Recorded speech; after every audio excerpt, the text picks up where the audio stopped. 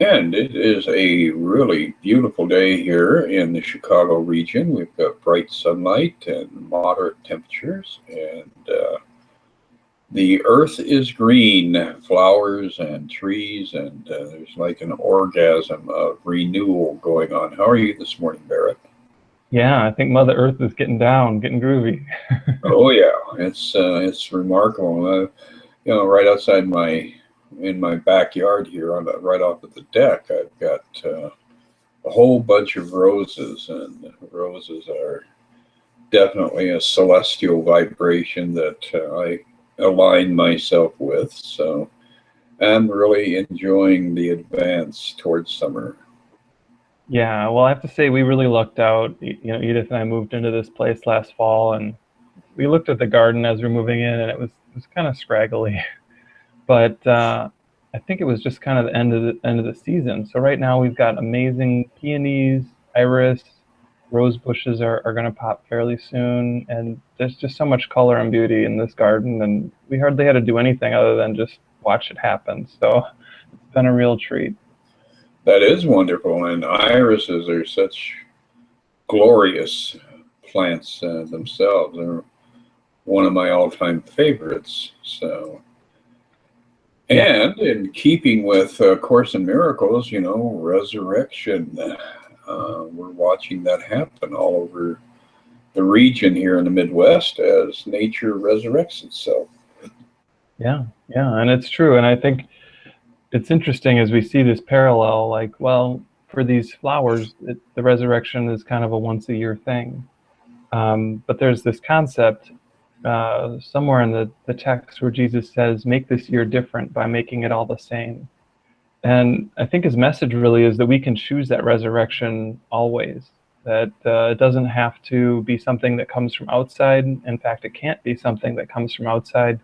The true resurrection only ever lies within. And it's our decision made on the level of mind to choose peace, to choose joy, to choose happiness, sometimes even in the face of circumstances that seem to be showing us something else. So I think Jesus kind of gave us a good model of that in his life, and he's asking us to follow in his footsteps. Exactly, and the that whole concept of death, which we had discussed in some previous videos, when you really look at it from a detached vantage point, it really starts to become absurd when the truth is testimony unto itself that life is the only thing that has meaning, and death is a meaningless element that we have allowed to participate in our lives with us. And of course, that takes a lot of people off onto a tangent where they get a little bit uncomfortable because they still have an investment in death. Death has meaning to them.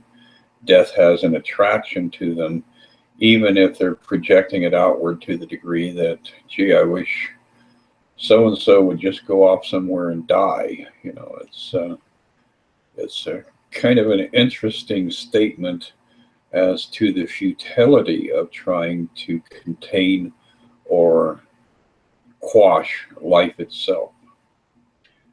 Yeah, yeah, exactly. The thought systems of death and life are not compatible, and are kind of twisted. Jesus uses words like twisted or strange, malevolent. These are used to describe the thought system of death. And we've kind of made up this story, and the story says, yes, we were born into a body. The body grows, it withers, it dies, and that's part of life. Life contains death.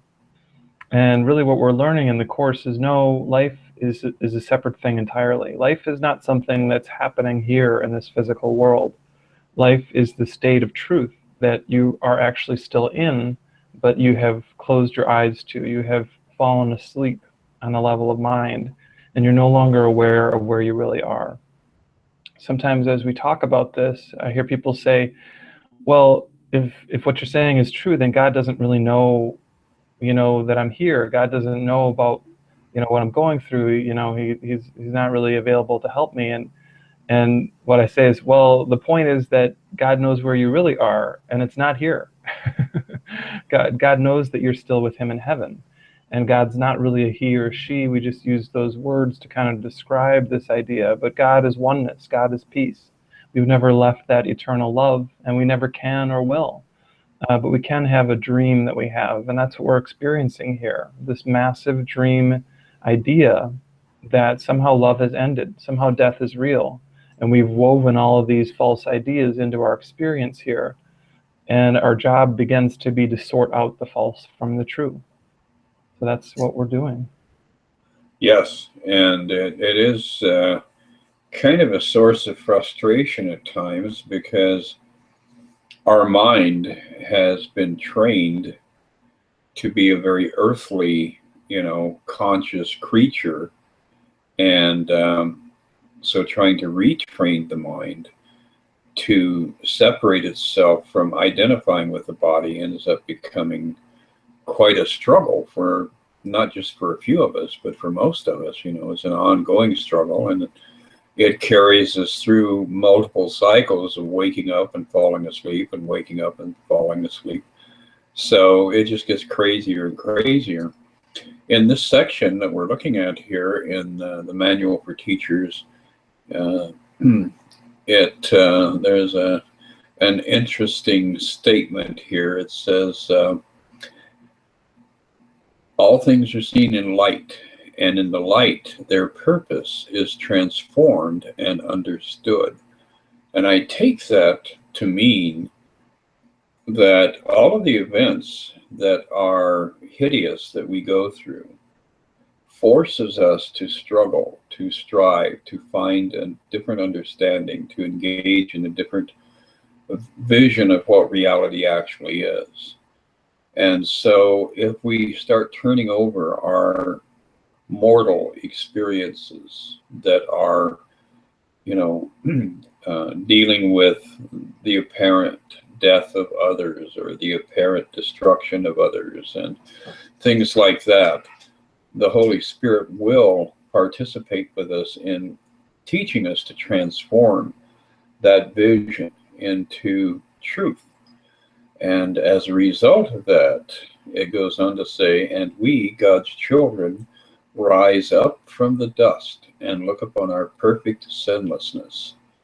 The song of heaven sounds around the world as it is lifted up and brought to truth. And I love that idea of stepping out of the dust, stepping out of the old Abrahamic story that goes back to all three of the Abrahamic religions, where God made a mud man. God created this creature, almost like a golem made out of mud and spittle, and animated it, and then forced us to occupy that body. And if that were the nature of God, then God would be a pretty hideous creator and a pretty hideous father to his, her, or its children. It reminds me of the line, I think it might have been Voltaire who said it, God created man in his own image, and then man returned the favor. And, the God that we think is like that God that created us as a body is solely a construct of the mind. It has no truth, but we're fairly invested in it because we actually want us to have a scapegoat. And God is a great scapegoat. We blame all kinds of things that happen here in the world on God. And we even, insurance companies have the term acts of God to refer to things like earthquakes or tsunamis or, these horrible, awful things that happen, natural disasters. And God has nothing to do with any of it. So we're pinning it all on God. Maybe problems in our own life, issues that we're having, people who we love maybe passing on. We blame all these things on God, or we rage against God, consciously or unconsciously. And eventually we need to let go of all that. We need to see that God didn't do anything negative at all, and that anything that has any association with pain or suffering, lack or loneliness, is solely our invention. And the good news about that is that once it's in our hands again, we can change it. If we're the author of this script, why don't we change the story? Why don't we realize that we're not actually the dreamer, that we're not actually the figure of the dream, but we're the dreamer of the dream itself? And that takes us from a place of being a victim into a place of victimlessness, that it's impossible for us to be the victim ever again. Exactly. God becomes the ultimate scapegoat because, it starts off on a smaller basis. Oh, I didn't take my vitamins, so I don't feel good today. And, we're always projecting it outward. I had a bad morning because somebody ran into my car. Well, to a certain degree, what was it that compelled you to be at that exact place with your car at that exact moment so that you could have that encounter?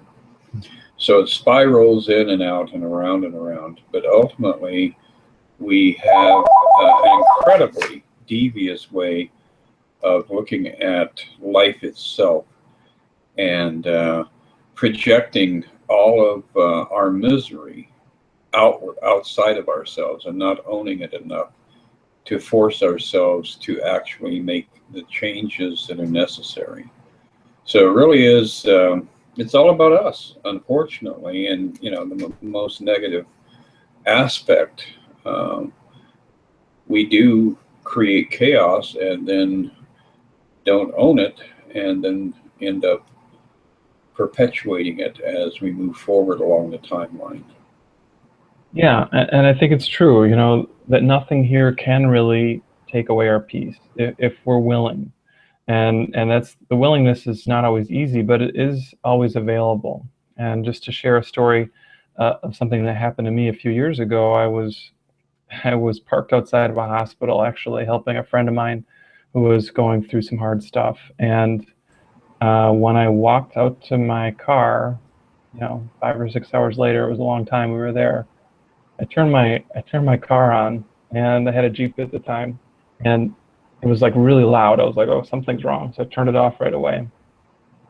And I was like, well, what's going on? So I look under the car, and I can see that there's a segment underneath my car going towards the exhaust pipe that has been cut out of my car. And after I talked to some people, talked to the cops, and talked to an insurance company, I realized that someone had stolen my catalytic converter out from underneath my car because the metals in there are worth several $100s. And my first response was anger, was upset, was feeling victimized. And then at some point I had an insight, like, this is all an opportunity for healing.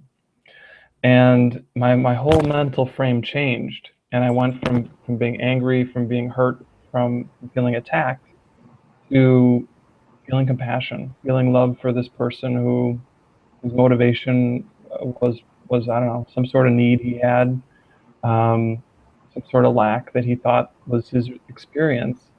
Um, and I just did the steps I needed to do. I called the tow truck and dealt with all the things that needed to happen next. But my whole demeanor shifted from being hurt to just really being in the present moment.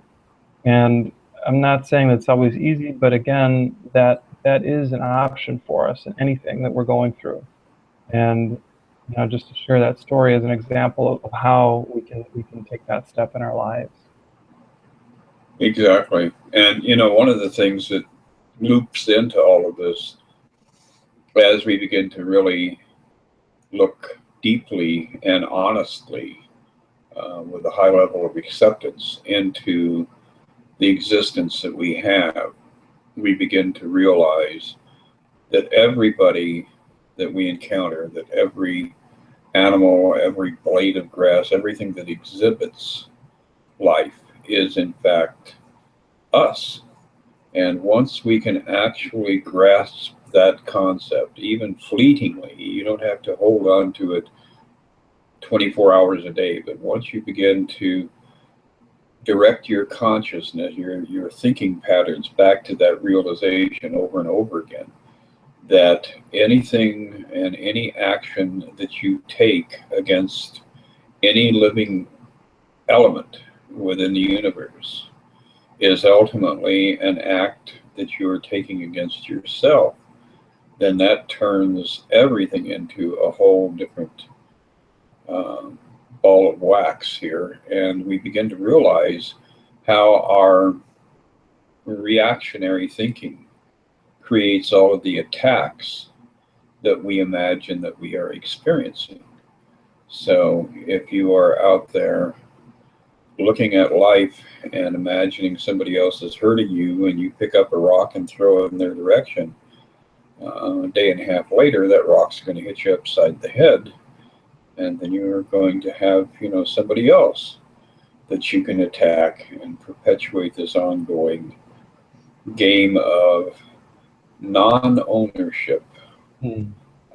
So it does become very insidious the way our egos set us up for abusing ourselves over and over again. Yeah, and that idea of oneness is so profound, because it means that there's no one else. There's no one else here. There's no one else watching this video. There's not even a me here talking to you. This is all happening in your mind, and none of it is real. And as you start to get that, you realize that nothing has ever really occurred. No thing has ever happened, ever. And that takes some time to keep seeping in.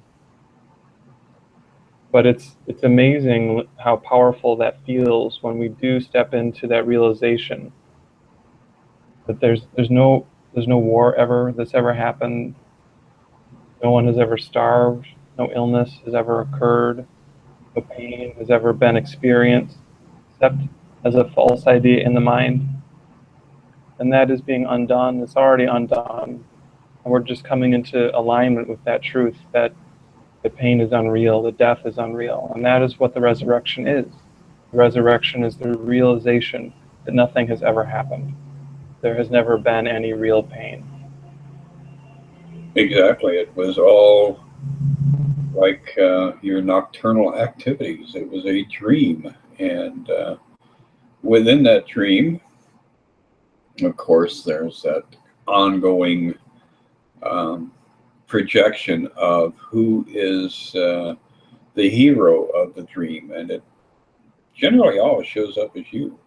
You're always the hero in your dream, being either the victim of life or the conqueror in life. So stepping out of the dream is essential to actually being able to experience life on that level of absolute truth. So it is fascinating how we have created such a convoluted environment to tax ourselves into awakening. Yeah. For as convoluted or as strange as it is, this is the path back to our truth. This world shows us the pain that is within, and as we see that again and again, we hand it again and again over to Spirit. And we say, here, take this from me. I would rather have truth instead. And eventually we hand the last bit of attachment we have to the small s self over. And that's our awakening. That's our stepping into knowing that that we've never left heaven. We never can, we never will. It's just a story that has no truth. And that's why this is a happy path, because we really do come back into knowing that only happiness is real. Only truth is true. Absolutely. And, within that, there's that concept of handing it over, because I really have been putting a lot of effort into that process. And it is astonishing how, if you will get yourself into a space of quieting yourself down and being gentle with yourself and looking at a situation that you're having a lot of struggle with, and you actually reach out and say, okay, Holy Spirit, I am finished with this. I would like for you to remove this. And you actually do. If you're, willing to surrender it, you do feel that that is lifted from you. And I have had that experience over and over again. It seems like it is on an upward curve now. And so the more you practice it, the more immediate the response is, and the cleaner and fresher and more vibrant you will feel when you come out of that kind of a session that you give yourself with that component within you that we refer to as the Holy Spirit, which is the presence of God actively trying to help you to awaken. Yeah, I just keep thinking that forgiveness is like a spiritual washer and dryer. You know, you take the clothes out of the dryer and they're so nice and clean and crisp. It's like, ooh, all right, I'm ready to put that on. And that's what we're doing here. We're letting ourselves be cleaned by Spirit. So, yes, holy woolite. That is an absolute fact. Well, Barrett, this weekend you've got a double play coming up. You've got Saturday and Sunday booked up. Yeah, I guess Saturday you and another member of the course community are going to do your thing up on the north side, you and Charlie, and then you'll be joining me down here on the south side on Sunday. Yep, every now and then it just falls that way where we have our whole weekend of A Course in Miracles, and you know, I can't get enough of this stuff, so it's always perfect. I love doing all this. So yeah, feel free if you're available to come join us at one or both, and yeah, more good Course in Miracles things down the road. Of course, there's the Course in Miracles retreat in Colorado, June 16th through 19th. David Hoffmeister, Gary and Cindy Renard, and a number of other great presenters are going to be there. I'll be doing the part of the Sunday service with David Hoffmeister, and yeah, keep your eyes on our event page for anything else that we're doing. And in addition to opportunities to join us for discussions, etc., there will be additional projects that Barrett and I are going to be plotting away on as we move into the summer. So who knows, we may even be able to add the components of music and dance and all sorts of things to some of these little workshops that we're putting together in the Chicago region. Well, as you know, Chris, I have a bit of a whirling dervish inside me, so you never know, I might just start spinning at one of these events. Well, yeah, I've experienced that with you. I mean, when Yuval Ron came to town and you heard his Middle Eastern music, you were just like whirling away, and I thought, wow, this is a profound experience for me as well as for him. How cool is that? Yeah. Well, sometimes the music just takes it, and you just got to follow the flow. So yeah, I've always loved doing that. Very good. Well, Barrett, I will see you on Sunday, and then we'll have another discussion next. Well, no, not next Thursday. You'll be in transit, so. Well, no, the event doesn't start in Colorado for 2 weeks, so next Thursday. Oh, 2 weeks. Yeah. So we will be hanging out both on the internet as well as live, and come join us all around the Chicago region. All right. Yeah, I look forward to seeing you this weekend, Chris, and seeing whoever else can join us. It's going to be a good time. Absolutely. Well, go out and enjoy this day. It's just too damn beautiful to stay indoors and play with your computer. I hear you. It sounds like a good plan. You too, man. Talk to you soon. All right. Bye, Chris.